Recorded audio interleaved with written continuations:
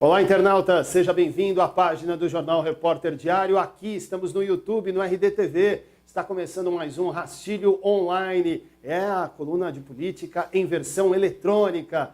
Resumo da semana, batendo um papo aqui com os repórteres do RD. O Carlos Carvalho está aqui. Fala, Carlos, tudo bem? Tudo bem, Anderson? Tudo bem, Thiago? Tudo bem, internautas? Legal. Tiago Oliveira também está conosco. E aí, Tiago, tudo bom? Tudo tranquilo, Anderson. Tudo bem, Carlos? Olá também a você, caro internauta.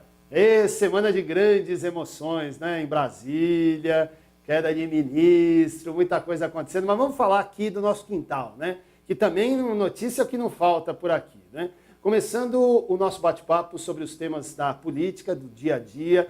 Já passou a eleição, agora é montagem de novo governo. Quem está no governo, a grande parte de saída, né? E é o caso de São Bernardo do Campo, onde Luiz Marinho comandou a cidade por 2 mandatos, não conseguiu eleger o seu sucessor, mas está fazendo um esforço danado para ver se entrega esse bendito Museu do Trabalho e do Trabalhador, né, Tiago? É verdade, Anderson. Esse museu que era para ter sido entregue há bastante tempo, em 2012, então está muito mais do que atrasado, né?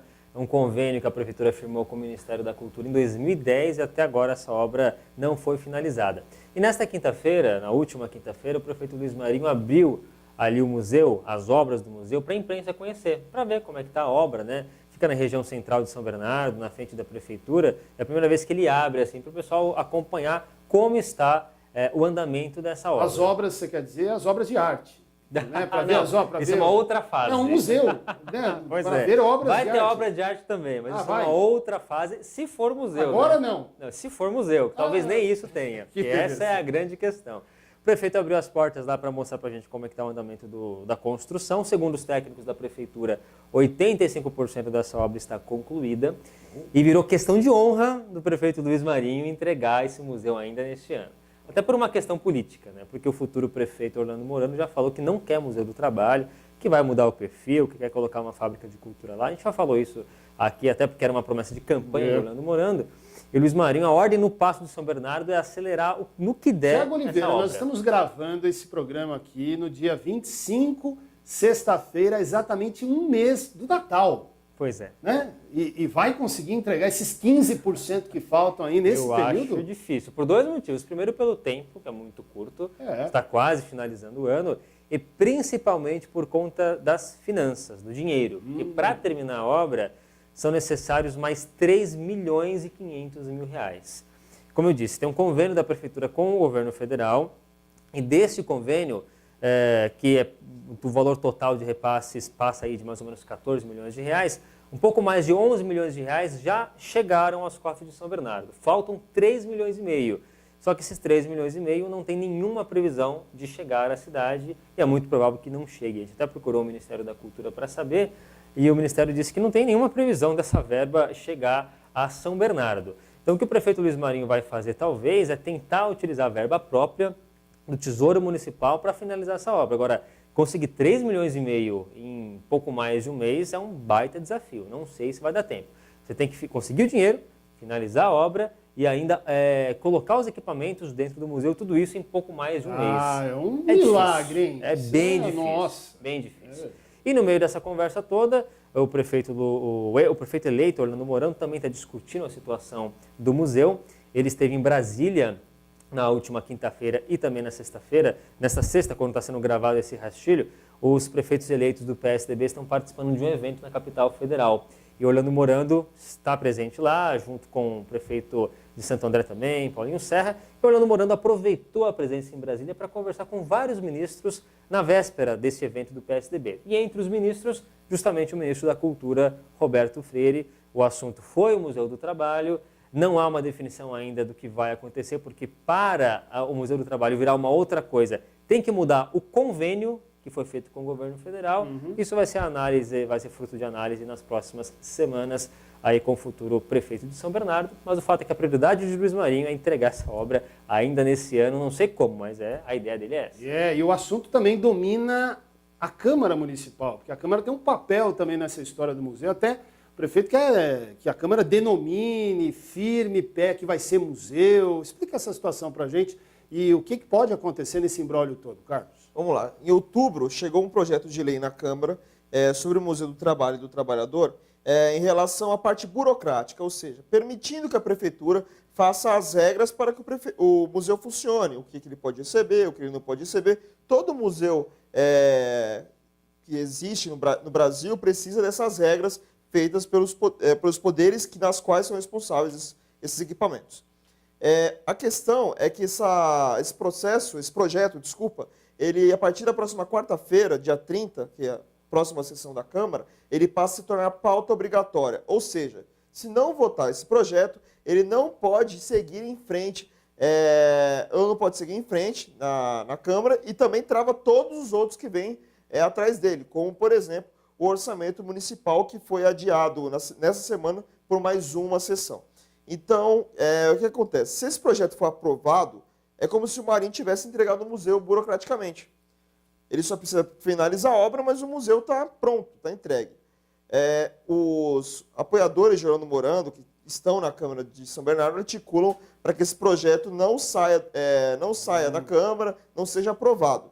Inclusive, Marcelo Lima, em entrevista aqui no RDTV, está na nossa página no Facebook, facebook.com/Jornal Repórter Diário, ele disse que não tem a mínima chance desse projeto ser aprovado na casa. Isso vamos ver na próxima quarta-feira. Até voltando para Brasília, outro deputado que conversou com o Roberto Freire sobre esse assunto foi o deputado federal Alex Manente.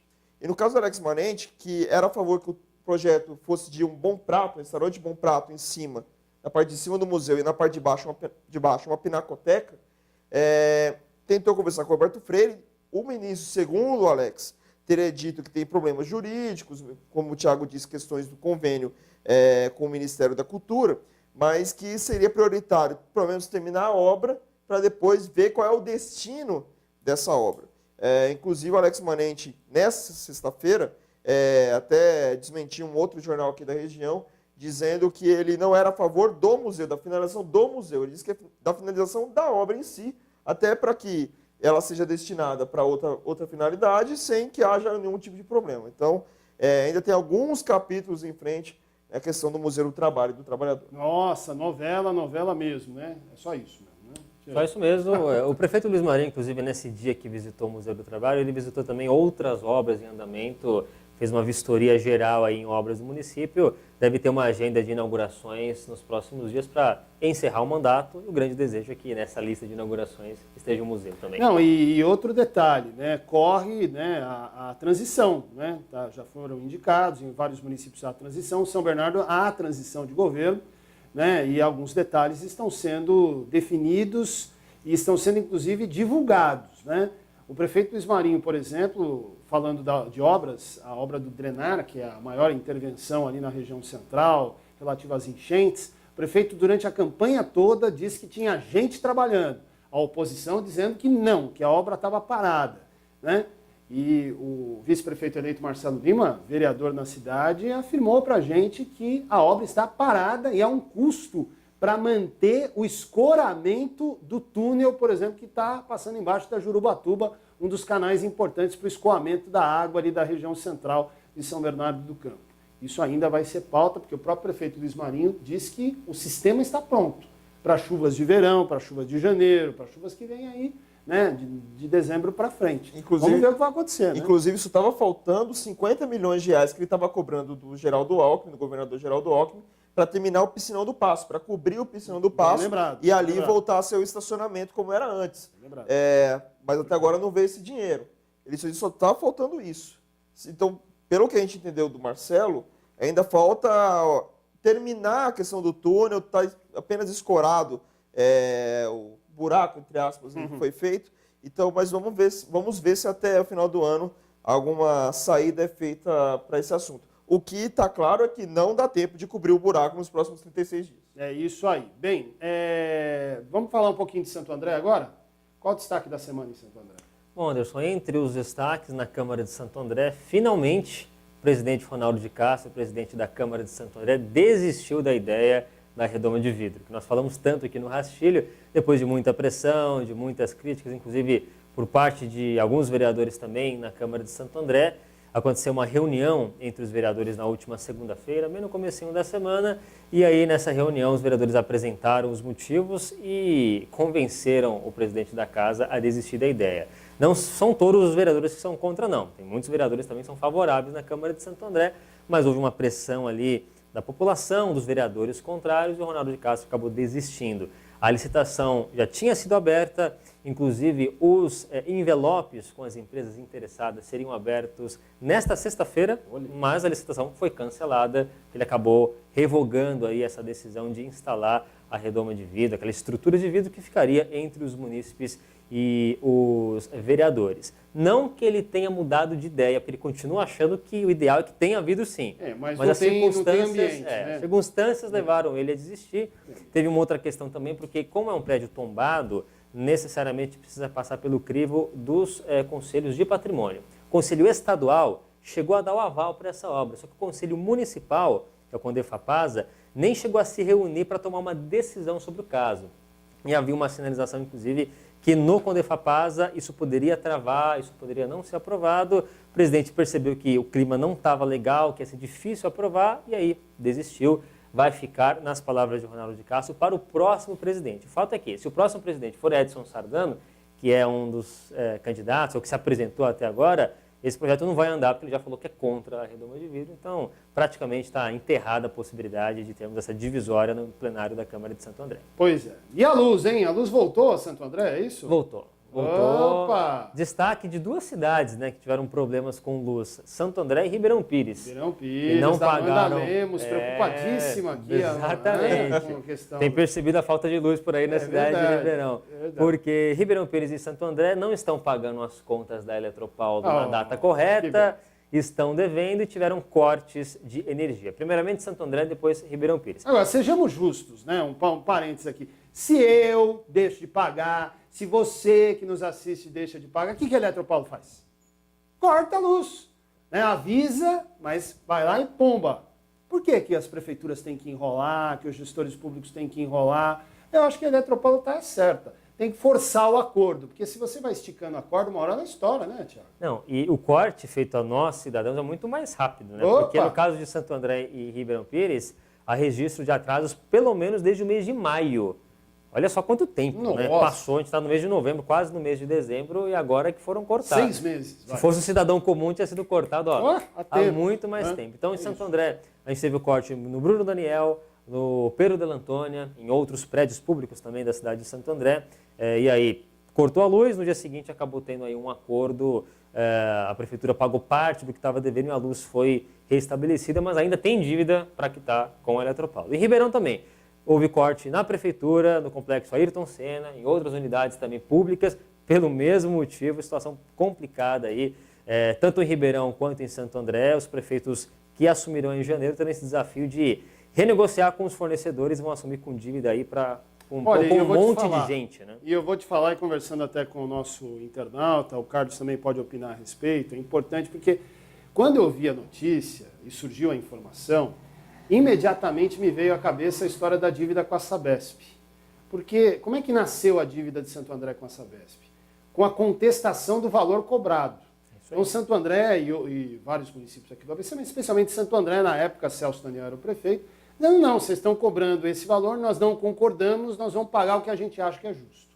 E aí foi subindo. É a mesma coisa você entrar no supermercado, for comprar um pacote de bolacha, que custa R$2, você fala, eu não acho que vale R$2, eu quero pagar R$1 só por esse pacote. E leva o pacote embora. É mais ou menos a mesma coisa.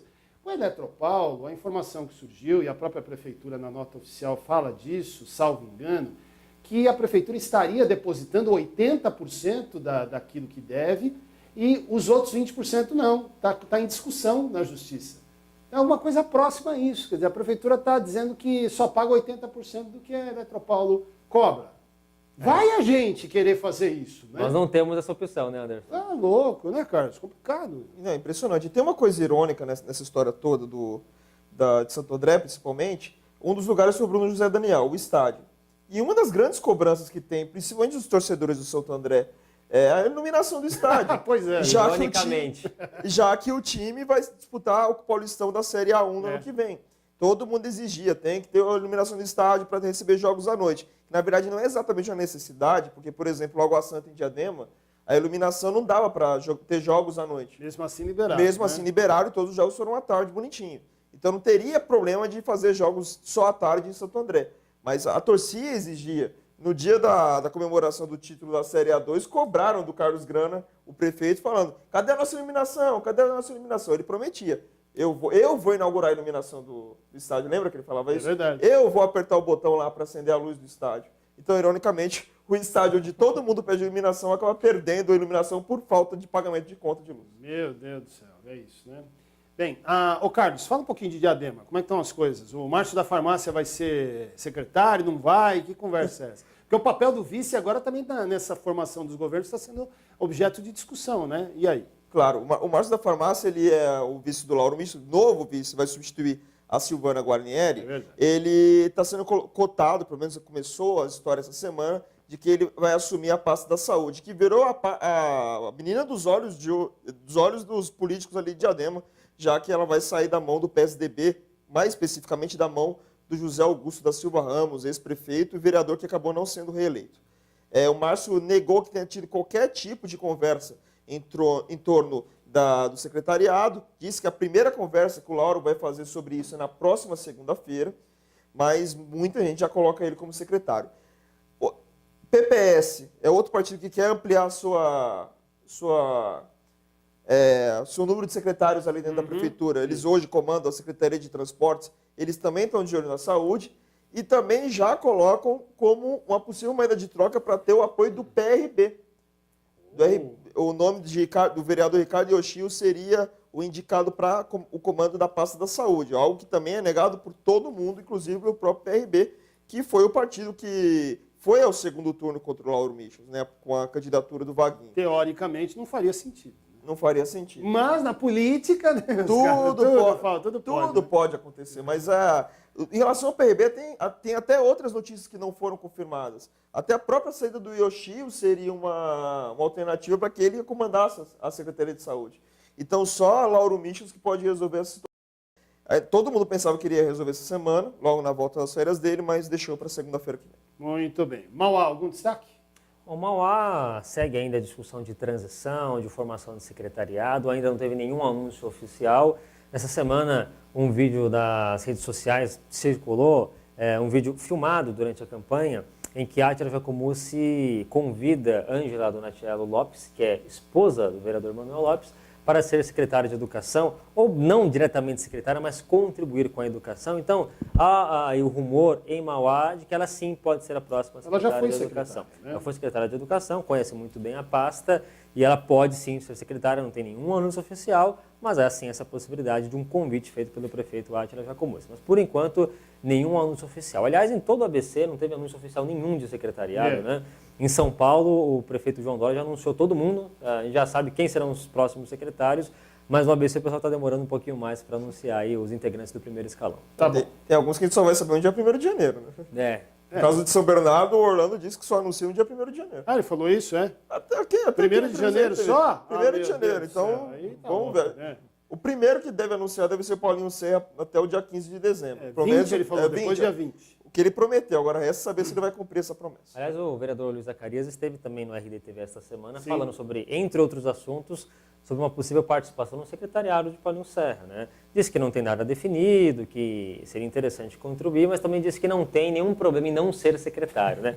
Se não for secretário, não tem problema. Ele que chegou até a falar que tinha recebido um convite de Paulinho Serra, agora tem dito que não tem problema se não for secretário. O que a gente teve de definição importante essa semana é que Lucas Zacarias, que é o filho de Luiz Zacarias e é vereador eleito, disse oficialmente que não será secretário.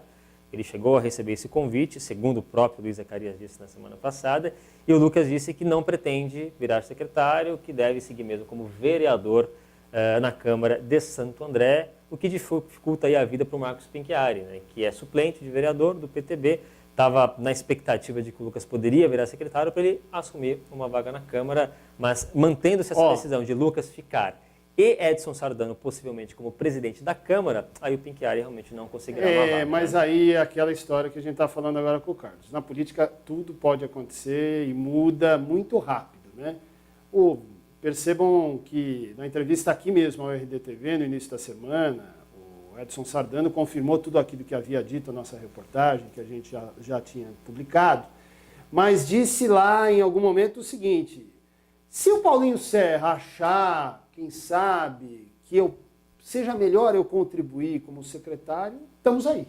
Sim, nada pode ser descartado. É isso. Então, meus amigos, se nesse desenho aí chegar-se à conclusão que o Lucas Zacarias não sai, que o Sardano, para melhor junção das peças, o papel dele seria como secretário de segurança, ele vai ser secretário de segurança. Pode ser, não é? Pode ser. Ele falou que não tem o desejo, se depender dele, né? Mas tudo é possível. A gente está no meio da discussão, o prefeito Paulo Serra só vai anunciar os secretários no dia 20 de dezembro, então até lá tem muito chão ainda para discutir isso aí. E ainda na questão da transição, rapidamente, em Santo André, o que falta definir, que é um dos pontos mais importantes, é o que ficará de dívida, de déficit para o próximo governo, que é um número que está sendo fechado. O presente, né? verdade, é o presentão que vai para o próximo. Tó para você, isso. Paulinho Serra. O Luiz Zacarias, o vice-prefeito eleito, chegou a falar que esse valor seria de mais de 400 milhões de reais, isso não está fechado, mas ele citou um valor próximo disso.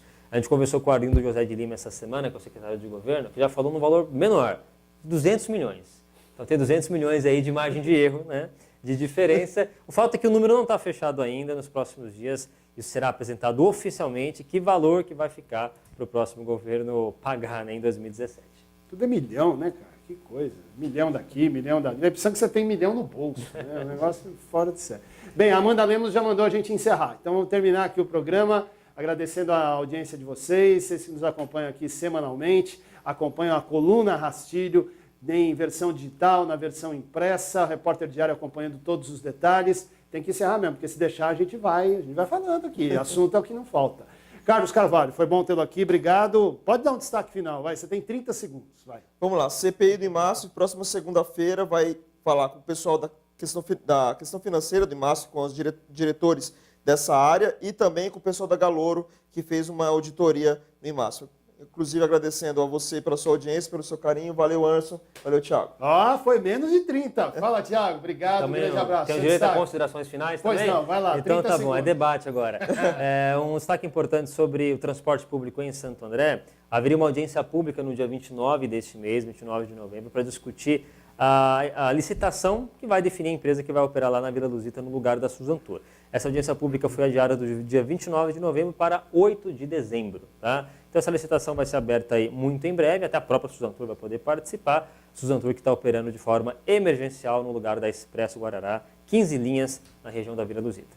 Tchau, gente. Acabou. Obrigado, Thiago, obrigado, Carlos, obrigado, internautas. Rastilho Online volta semana que vem. A qualquer momento tem informação em www.reporterdiario.com.br. Grande abraço, até a próxima.